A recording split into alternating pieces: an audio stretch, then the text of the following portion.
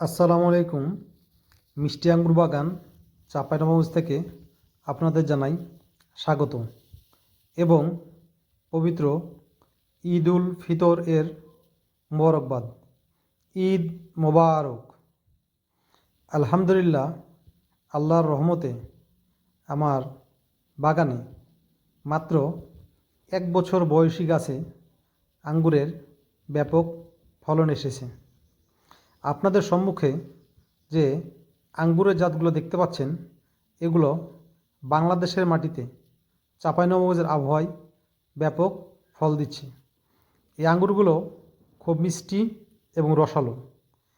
এই আঙ্গুরের গাছগুলোর বয়স মাত্র প্রায় 1 বছর।